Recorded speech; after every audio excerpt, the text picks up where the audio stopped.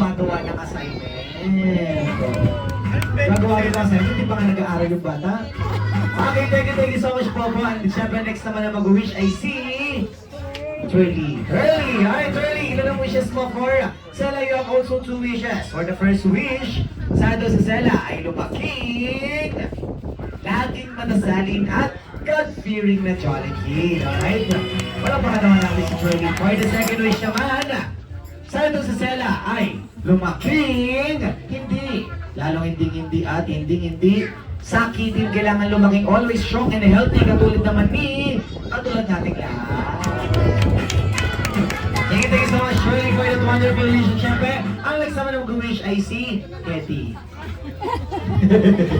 Hetty, how many wishes do you have for... Ay, back gunner. Oh, balik. Kala mo balik liyan. Cute-cute ni Hetty, no? Good luck yun nasa loob. Okay, ano, Hetty. Ilan ang wishes? You have 2 wishes. At syempre, ang unang wish ni Hetty Santos si Sela ay lumaking... Ano yan? Ano yan? Maganda. Ano yan? May balbas? Maganda. Ano? Mahaba ba? Mahaba? Mahaba. 3, 4 words? Ano? 4 words? 4 syllables? Nag-iisip? Sumay naman tayo dito. Ako yung napapalaro kayo. Hindi naglalaro kayo. Ano ba yun? Chinita. Ha? Susunugin ko itong... Susunugin ko yung pupunta na bibigil ako sa'yo. May hawak akong lighter dito. Okay, mapagkumbaba! Hawak ko sa'yo eh. Okay, second wish naman ni Hetty Santos po si Sela ay lumaking, maganda, sexy, at flawless. Katulad nino ni Mami! Kaya masyado ka nagpapalakas, Hetty, ah. Wala ka na pangangailangan natin, ah. Okay, sige, thank you so much. Siyempre, ang next naman na mag-wish ay si... Jollibee. Yum! Joke lang, diyan ka pala.